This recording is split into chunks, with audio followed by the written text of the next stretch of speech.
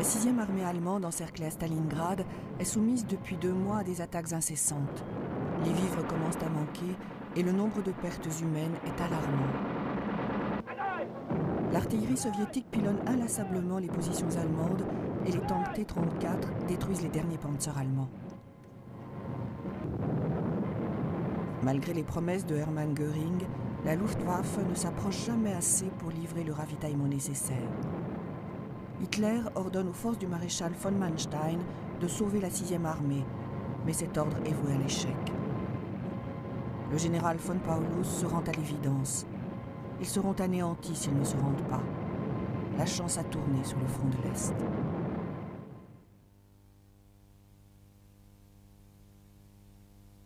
La conférence de Casablanca.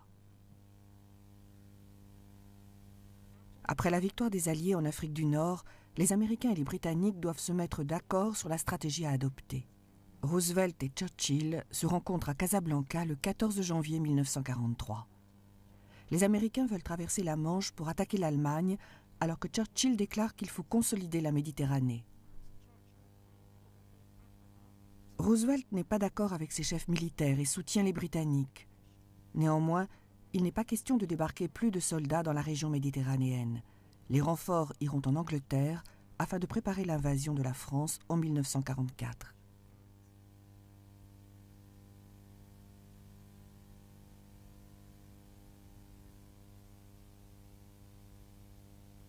La bataille de Leningrad. Le siège de Leningrad dure environ 900 jours, de septembre 1941 à janvier 1944. Les Allemands ont coupé l'eau et l'électricité. Ils soumettent la population à des attaques aériennes et d'artillerie incessantes.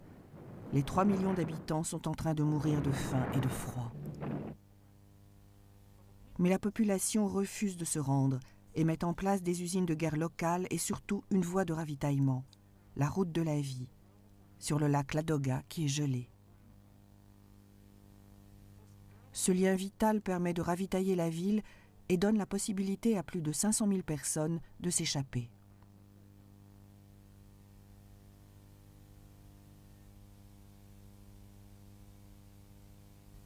La conférence de Casablanca se termine.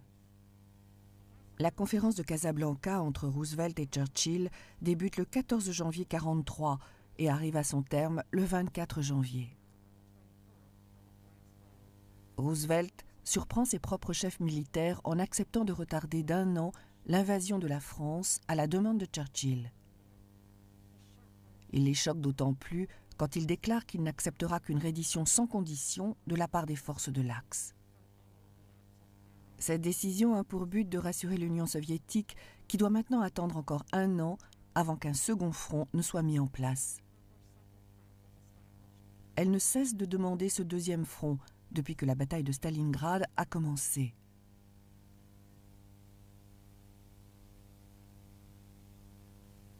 Les Soviétiques prennent Voronej.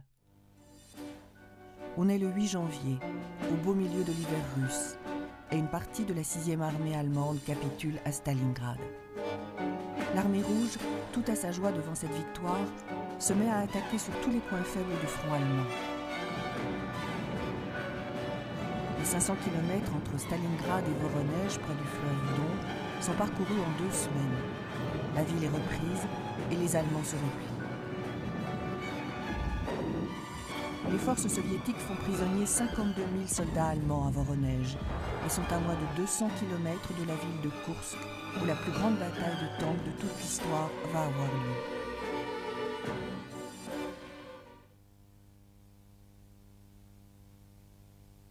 Les troupes allemandes capitulent à Stalingrad. La 6e armée du général von Paulus est encerclée à Stalingrad depuis novembre 1942. Elle est soumise à de lourdes pertes. La Luftwaffe n'arrive pas à livrer le ravitaillement. Le maréchal Erich von Manstein abandonne ses tentatives de sauvetage et le maréchal Zhukov mène une contre-offensive contre les Allemands en déployant un grand nombre de tanks T-34. Tous ces événements vont provoquer la première grande défaite allemande sur le front de l'Est. Humilié, von Paulus capitule devant le haut commandement soviétique. L'ironie, c'est que peu de jours auparavant, Adolf Hitler avait promu von Paulus, car on lui avait dit qu'aucun maréchal ne s'était jamais rendu. Il est le premier. L'armée soviétique atteint la mer d'Azov et coupe la route au groupe A de l'armée allemande. Après la chute de Stalingrad, il est important pour l'Union soviétique d'atteindre la mer. L'accès le plus proche est la pointe est de la mer Noire, à Azov, à seulement 30 km à l'ouest de la ville de Rostov. L'armée rouge rencontre une ferme opposition en traversant la vallée du Don. Les Allemands savent que s'ils perdent ce secteur, les conséquences seront lourdes. C'est le cas. Les forces soviétiques atteignent Azov le 6 février 1943 et le groupe A de l'armée allemande se retrouve isolé au sud du Don. Il n'a nulle part où aller.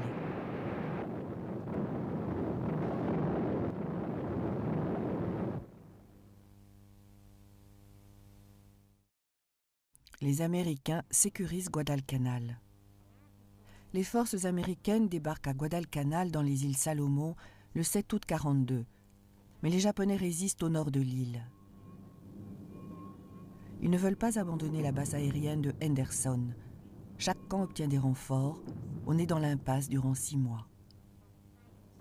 Les combats sont acharnés et les pertes très élevées. Au début de l'année 1943, il y a plus de 50 000 soldats américains sur l'île et les Américains intensifient les attaques. Le 4 février, le quartier général de l'Empire japonais admet que Guadalcanal est perdu et il commence à évacuer. Le 8 février, les Américains contrôlent toute l'île.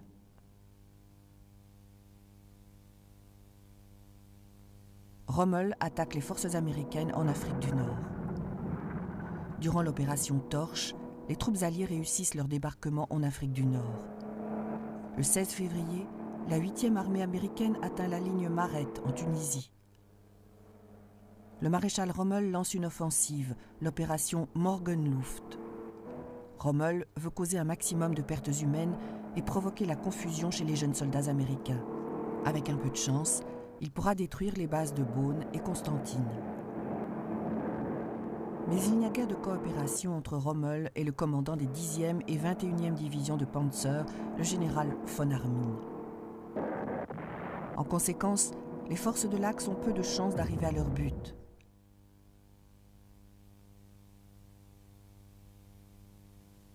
La 8e armée britannique prend Médénine. Tripoli est aux mains de la 8e armée britannique et Montgomery poursuit son avancée vers la Tunisie. Il profite de sa position actuelle pour faire diversion pendant que les Américains arrivent par l'ouest.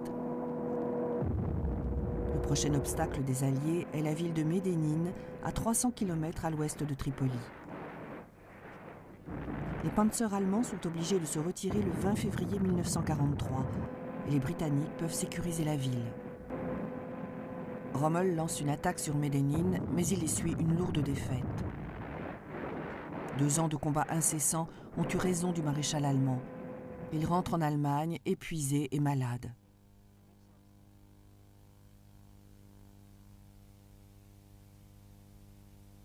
Les Alliés reprennent le col de Kasserine. La guerre en Afrique du Nord penche en faveur des Alliés. Pourtant, le maréchal Rommel crée la surprise. Il attaque la 1re division armée des Américains au col de Kasserine, en Tunisie. Les GI inexpérimentés reçoivent une correction très sévère. Ils ne sont pas aussi aguerris que les combattants endurcis de l'Afrika Korps. Dirigés par le général von Armin après le départ de Rommel, les Allemands réussissent presque à percer l'étau qu'avaient formé les Alliés. Néanmoins, le 25 février 1943, les troupes alliées arrivent à reprendre l'important passage du col de Kasserine.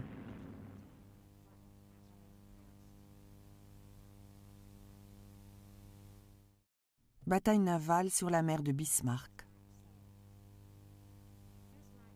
La mer de Bismarck, au nord de la Papouasie-Nouvelle-Guinée, sera le théâtre d'une nouvelle grande victoire pour les Alliés durant la guerre du Pacifique.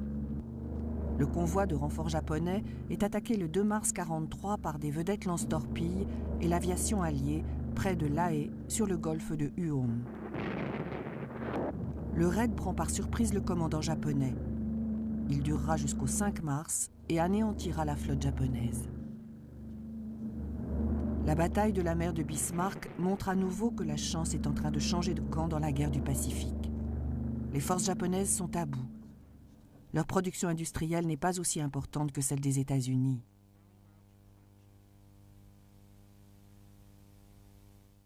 Spitfire contre Messerschmitt au-dessus de la Manche. La confrontation entre les Spitfire et les Messerschmitt 109 ne s'arrête pas avec la bataille d'Angleterre. Elle se poursuit sur d'autres théâtres de la guerre. Les pilotes de la bataille d'Angleterre sont considérés comme des vétérans malgré leur jeune âge. Pour la plupart, ils n'ont que 20 ans. Mais ils sont prêts à se battre jusqu'à la fin de la guerre, même si la mort les guette à tout moment. Le 3 mars 1943, un escadron de Spitfire de la RAF est sur le chemin du retour. Il rencontre un groupe de Messerschmitt au nord des îles anglo-normandes. 4 Allemands seront abattus durant ce combat aérien. Il n'y aura aucune perte britannique.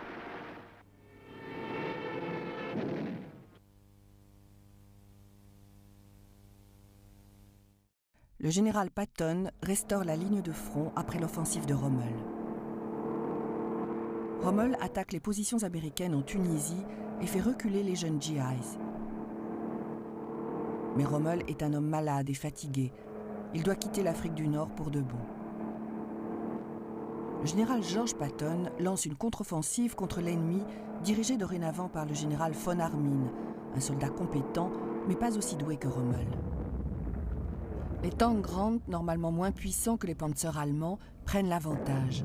Non seulement ils sont plus nombreux, mais ils ne manquent pas de munitions, ni surtout de carburant.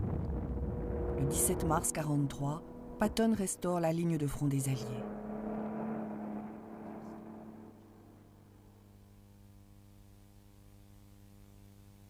La 8e armée britannique attaque la ligne de Maret en Tunisie. L'étau autour des forces de l'Axe se resserre. Après l'échec retentissant de la contre-offensive de Rommel à Médénine, la 8e armée de Montgomery se rapproche des défenses de la ligne de Maret. Le 20 mars, Montgomery lance l'offensive et envoie un détachement dans le sud qui rend plus vulnérable le flanc droit de la ligne de Maret.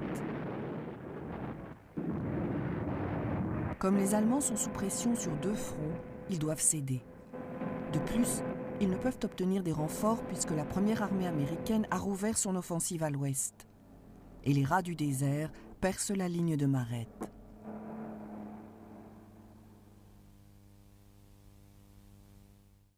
Les Vals russes sauvent les pilotes de chasse dans la Manche. Les pilotes de chasse britanniques qui rencontrent des ennuis, soit en escortant des bombardiers, soit en patrouillant au-dessus de la Manche, sont souvent obligés de faire un amérissage forcé. Des patrouilles sont constamment à la recherche de survivants. Quand ils sont localisés, un hydravion, dans la plupart des cas un Val russe, va les récupérer. Il faut tout tenter pour aider un camarade. En dépit des risques, on ne peut pas le laisser en perdition. Il faut faire quelque chose.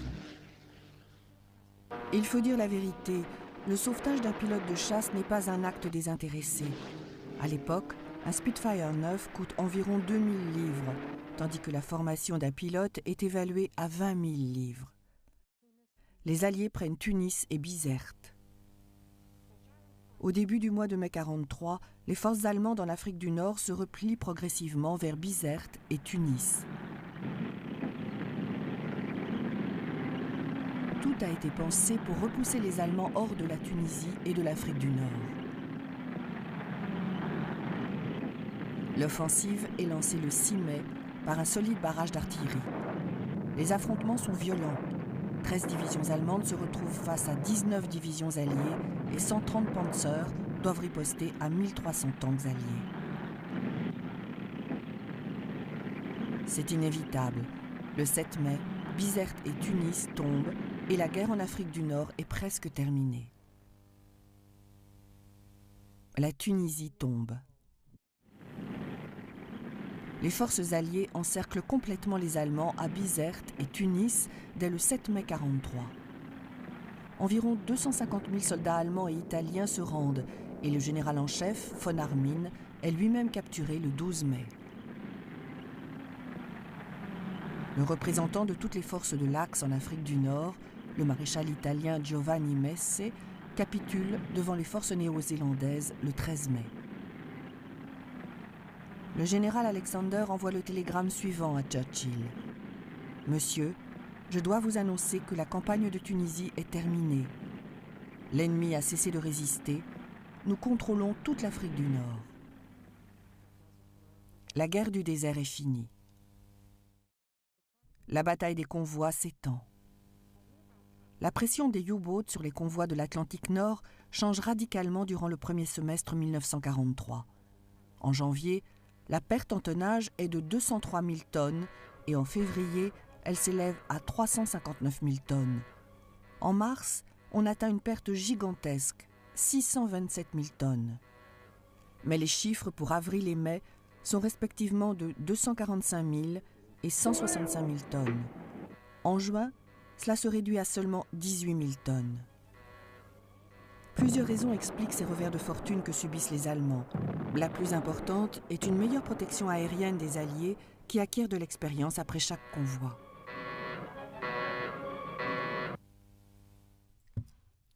La bataille de Kursk commence. La bataille de Kursk, la plus grande bataille terrestre de l'histoire, commence le 5 juillet 1943. L'avancée rapide de l'armée rouge vers l'ouest a créé un saillant autour de la ville de Kursk. Le haut commandement allemand décide d'attaquer au nord et au sud. Plus de 2 millions d'hommes sont engagés dans cette bataille, ainsi que 3 000 tanks, 18 000 canons et plus de 5 000 avions. Adolf Hitler l'a su avec beaucoup d'attention et déclare « Notre victoire à Kursk illuminera le monde entier ». Mais les Russes sont au courant de leur plan et ils prennent les devants. Les Allemands ne s'en remettront pas.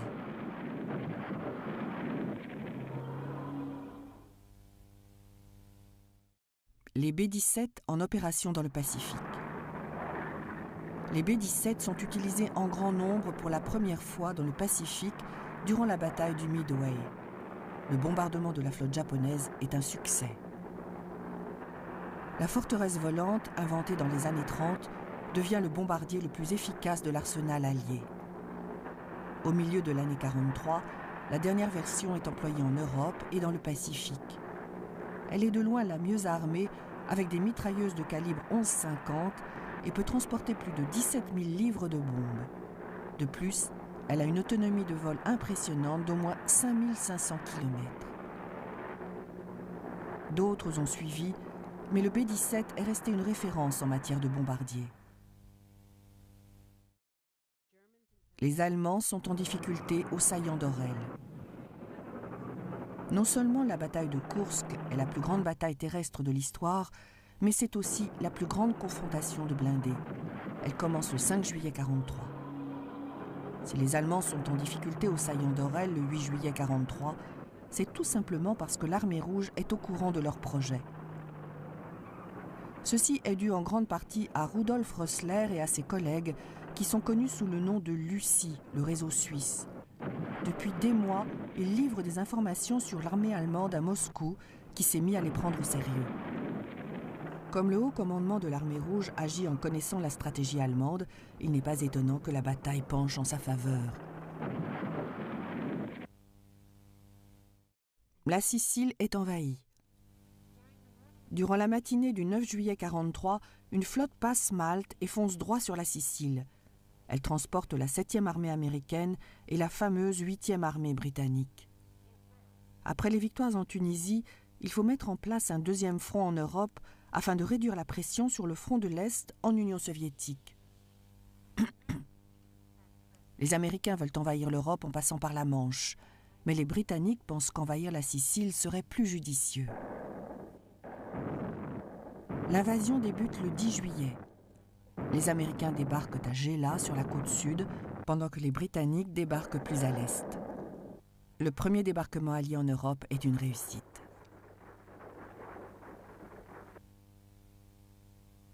Contre-offensive soviétique durant la bataille de Kursk.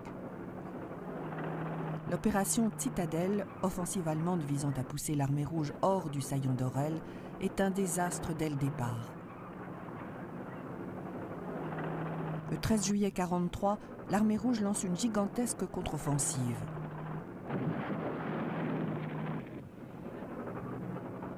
Rien ne peut arrêter les Russes. Le 23 juillet, les Allemands sont repoussés hors du saillant. Les pertes allemandes sont considérables. En une seule journée, 25 000 hommes et plus de 200 panzers sont mis hors de combat. La bataille de Koursk va durer encore quelques semaines, mais l'issue est inéluctable. Mussolini tombe. Benito Mussolini, né le 29 juillet 1883, crée le parti fasciste italien Fasci di Combattimento en mars 1919. Le roi Emmanuel II l'invite à former un gouvernement de coalition le 28 octobre 1922, quand les fascistes menacent de marcher sur Rome.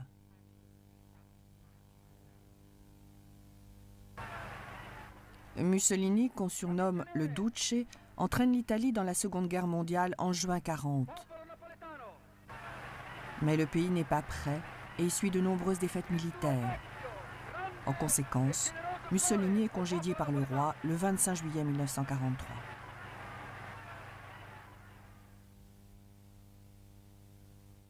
Raid de la RAF sur Hambourg. Hambourg, au nord de l'Allemagne, est bombardée par l'armée de l'air américaine en plein jour le 25 juillet 1943. Les cibles principales sont le port et les installations industrielles. Au cours de la nuit du 25 juillet, les bombardiers de la RAF s'attaquent également à la ville. Le maréchal de l'armée de l'air, Sir Arthur Harris, bombardier Harris, tient à démontrer ce qu'on peut faire avec du matériel sophistiqué et une connaissance des tactiques militaires. Des historiens affirment que les raids nocturnes de la RAF ne devaient pas bombarder des cibles précises, mais avaient pour seul but de terroriser la population civile.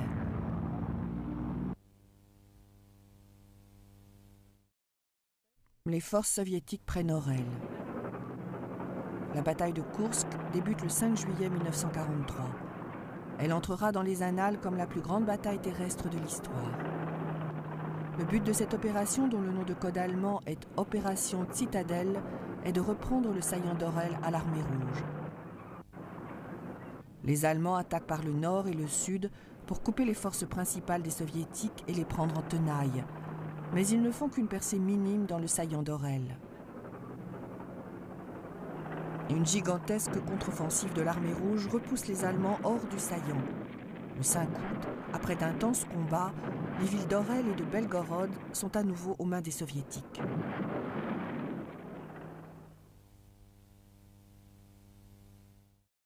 Raid de B-17 sur Regensburg et Schweinfurt. Les raids américains en plein jour sur des cibles continentales sont beaucoup plus nombreux en 1943. Les raids contre l'usine de Messerschmitt à Regensburg, près de la frontière autrichienne, et contre la fabrique de roulements à billes à Schweinfurt, au sud de l'Allemagne, sont les premières missions de longue distance. Les deux raids doivent être lancés à 10 minutes d'intervalle, mais les bombardiers en route pour Schweinfurt prennent un retard de 3 heures à cause du brouillard. De plus, les avions de chasse ne peuvent pas les couvrir en raison de la distance du vol. Les raids seront mis à mal par la Luftwaffe. Sur les 200 B-17 partis en mission, 59 seront perdus. La bataille de Koursk se termine. La bataille de Koursk débute le 5 juillet 1943 et sera connue comme la plus grande bataille de tanks de toute l'histoire. Les Allemands réduisent le front en Union soviétique, ce qui leur permet de récupérer 2 armées. Hitler veut saisir l'occasion pour effectuer à nouveau un gigantesque encerclement. Néanmoins, l'armée rouge résiste aux Allemands et Hitler suspend l'opération. Puisque les Américains et les Britanniques débarquent en Sicile, il doit envoyer du renfort en Italie. Cette offensive à l'Est aura pour seul résultat de redonner aux forces soviétiques le contrôle total du secteur.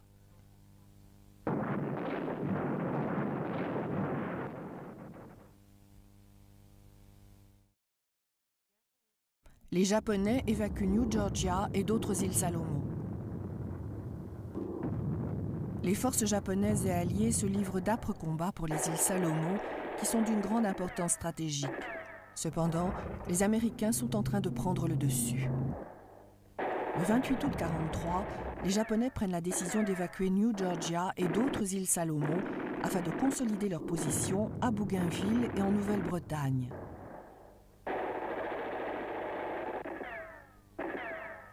Il est important pour les Japonais de maintenir à cet endroit une puissante force pour empêcher une attaque sur 2 fronts aux Philippines, l'une en direction des îles Gilbert à l'est et l'autre partant de l'Australie au sud. Montgomery franchit le détroit de Messine.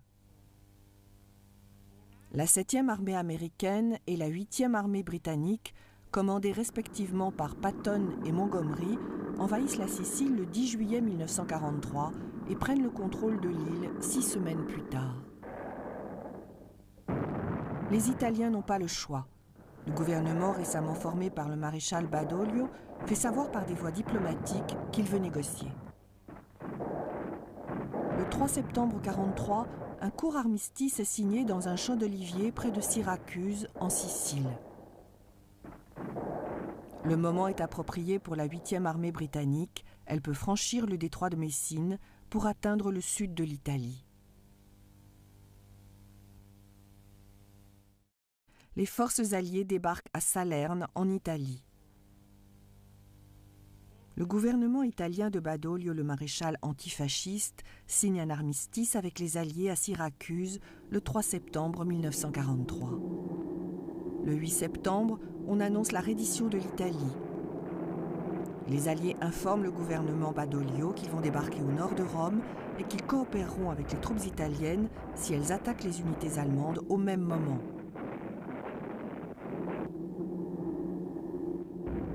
Le maréchal Badoglio est donc très surpris de voir la 5e armée américaine, commandée par le lieutenant-général Mark Clark, débarquer dans la baie de Salerne, au sud de Naples, à plus de 250 km de Rome.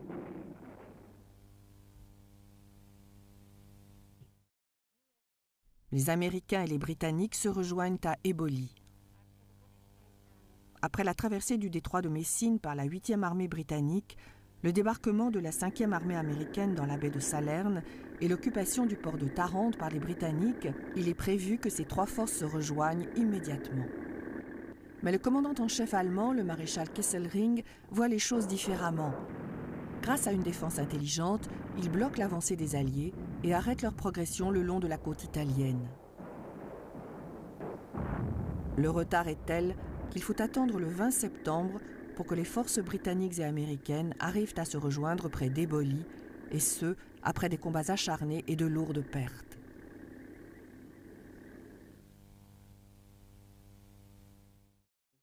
La 5e armée américaine remonte l'Italie.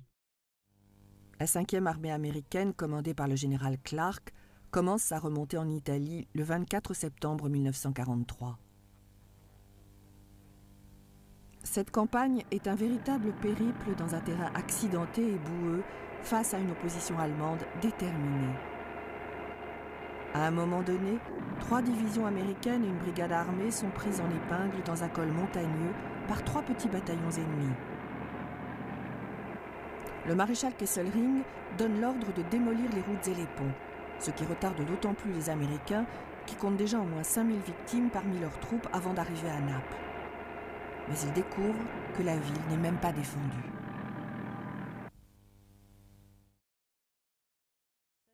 L'armée soviétique libère Smolensk. L'armée rouge s'est renforcée massivement depuis l'opération Barbarossa en été 1941. Durant l'automne 1943, elle ne possède pas 175 divisions d'infanterie, mais 513. Et les brigades blindées sont passées de 78 à 290.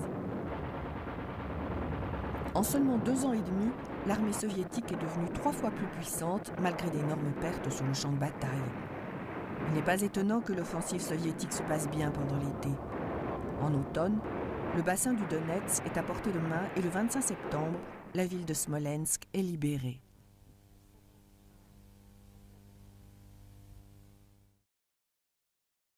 La 5e armée américaine entre dans Naples. Alors que la 5e armée américaine, commandée par le général Clark, poursuit son périple vers le nord, un journal américain annonce en gros titres « Naples aujourd'hui, Rome demain. Il est vrai que les forces du général Clark ont affaibli l'opposition allemande, mais personne ne peut prétendre que la campagne d'Italie n'est qu'une promenade de santé.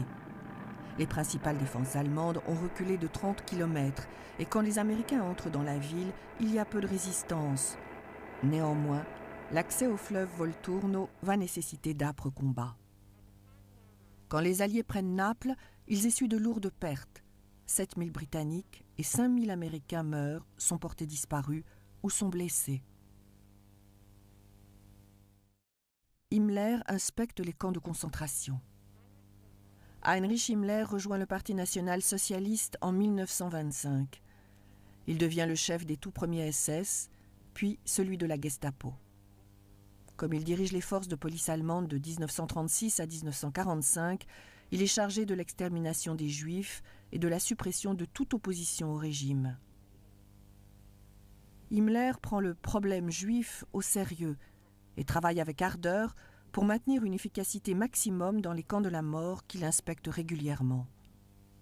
Le chef de la Gestapo est capturé par l'armée britannique en avril 1945. Il doit être traduit en justice en tant que criminel de guerre, mais il se suicide peu après son arrestation. Les troupes alliées établissent un front entre le fleuve Volturno et Termoli en Italie. Le 7 octobre 1943, la 5e armée américaine atteint le fleuve Volturno au nord de Naples, où s'est replié le maréchal Kesselring pour y mettre en place une nouvelle ligne de défense. Le 12 octobre, le commandant en chef de la 5e armée américaine, le général Mark Clark, a établi avec les Britanniques une ligne très solide à travers la péninsule italienne. Elle s'étend du fleuve Volturno jusqu'à Termoli sur la côte adriatique. Les Allemands et les Alliés ne font pas que s'affronter. Ils doivent également faire face aux intempéries. Normalement, les pluies diluviennes arrivent début novembre dans la région, mais en 1943, elles démarrent un mois plus tôt. L'Italie déclare la guerre à l'Allemagne. On affirme que beaucoup d'Italiens ont été partenaires contre leur gré de l'Allemagne nazie. Quand le Premier ministre, le général Pietro Badoglio, présente sa reddition aux Alliés le 8 septembre 1943, la majorité du pays le soutient. La reddition sans condition n'est qu'un premier pas. Un mois plus tard, le 13 octobre, l'administration de Badoglio déclare la guerre à l'Allemagne, comme elle l'avait promis aux Alliés et au peuple italien.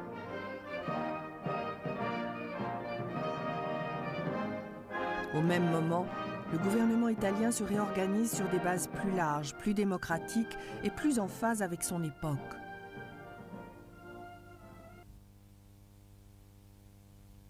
Les partisans yougoslaves se soulèvent contre les Allemands.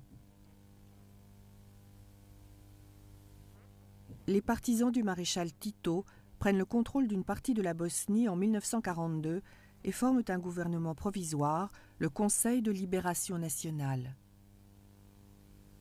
Le gouvernement des partisans étend ses actions contre les Allemands tout au long de l'année 1943. Il réussit à former une armée de plus de 100 000 hommes qui va conquérir un territoire de plus de 100 000 km².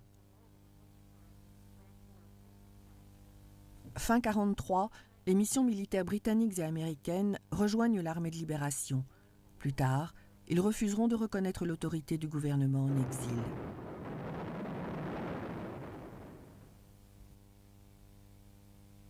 Le Corsair entre en action dans le Pacifique. Le Corsair, le chasseur-bombardier américain, dans sa conception même, n'est pas prévu pour effectuer de longues missions. Sa visibilité est faible et sa boîte de vitesse se fragilise lors de l'atterrissage.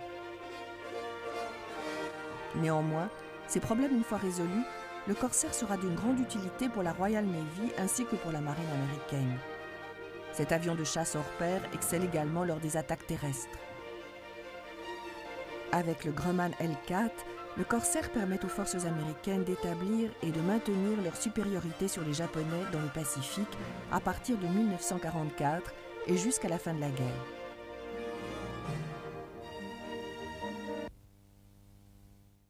Les marines débarquent à Bougainville.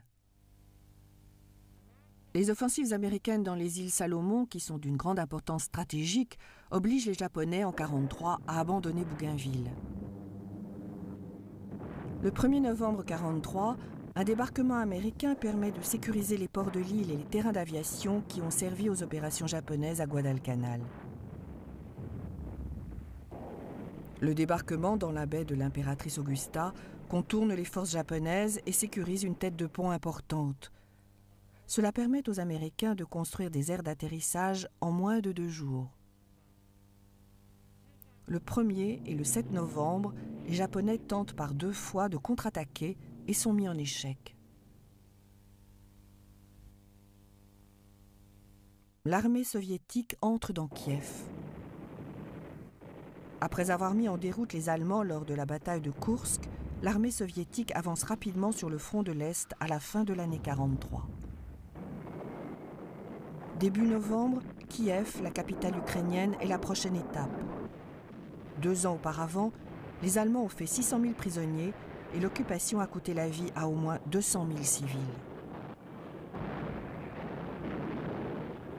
Le 6 novembre, les premières forces de l'armée rouge entrent dans la ville malgré une forte opposition et se battent à chaque coin de rue. C'est inévitable. Les Allemands sont repoussés hors de la ville, au-delà du fleuve Dniepr.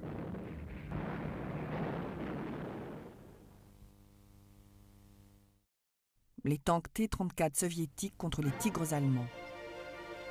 Il faut savoir que les premiers tanks allemands ne sont pas très puissants. S'ils prennent le dessus, c'est grâce à leur déploiement audacieux. Le puissant char Tigre arrive sur le champ de bataille bien plus tard et sur le front de l'Est, il se retrouve face au T-34 soviétique. D'ailleurs, c'est la supériorité du T-34 devant les Panzers allemands qui pousse les Allemands à concevoir et à fabriquer dans l'urgence le char Tigre. Mais le travail est bâclé. Malgré sa puissance de feu, il est tellement massif qu'il devient difficile à manœuvrer et tombe souvent en panne. Bien que le Tigre soit capable de détruire n'importe quel tank allié, le T-34 n'en reste pas moins le meilleur des tanks. La RAF largue 350 bombes de 2 tonnes sur Berlin. L'armée de l'air américaine et la RAF lancent des raids contre l'Allemagne depuis la bataille d'Angleterre en automne 1940. Tandis que les bombardiers américains effectuent des raids en plein jour contre des cibles militaires spécifiques et identifiables, les raids de la RAF ont lieu la nuit, surtout si les chasseurs ne sont pas disponibles pour les escorter.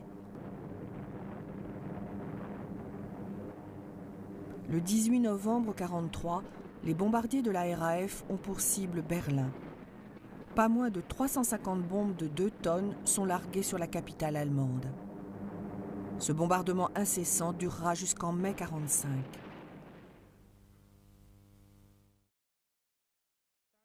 La conférence du Caire commence. Le président Franklin Roosevelt, le premier ministre Winston Churchill et le généralissime Chiang Kai-shek se rencontrent au Caire entre le 22 et le 26 novembre 1943 pour définir les objectifs des Alliés en ce qui concerne le Japon.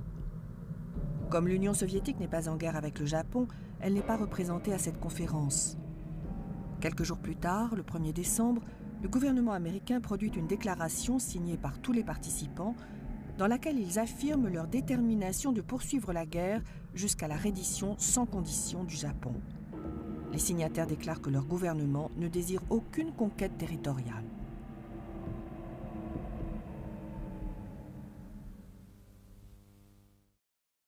Les Marines prennent Tarawa. L'attaque américaine sur l'atoll de Tarawa dans les îles Gilbert est lancée le 20 novembre contre une défense japonaise déterminée. La petite île de Betio devient le théâtre de la bataille la plus acharnée de la guerre du Pacifique. Les marines se battent très souvent contre un ennemi invisible, car les défenseurs japonais ont creusé des tranchées et des tunnels fortifiés. De plus, ils semblent déterminés à se battre jusqu'au dernier. Le 22 novembre, les Japonais lancent une contre-offensive, mais l'île est sécurisée par le général Smith dès le lendemain. Seulement 17 Japonais sont encore en vie.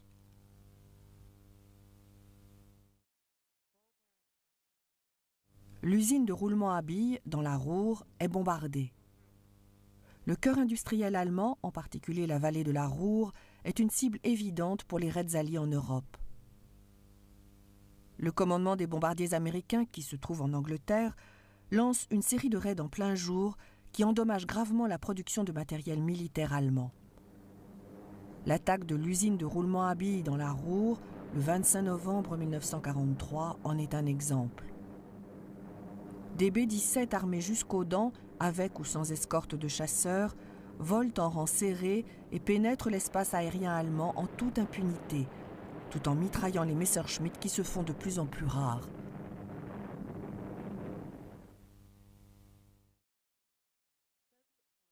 Les forces soviétiques avancent sur un front élargi. On est le 3 décembre 1943 et depuis plus d'un an, l'armée rouge a pris l'avantage sur le front de l'Est. Elle progresse sur un front large et rarement menacée. Non seulement l'hiver russe a été éprouvant pour les Allemands, mais maintenant, ils ont devant eux une armée plus entraînée et mieux commandée, et les renforts qu'ils obtiennent ne sont composés que de jeunes recrues inexpérimentés.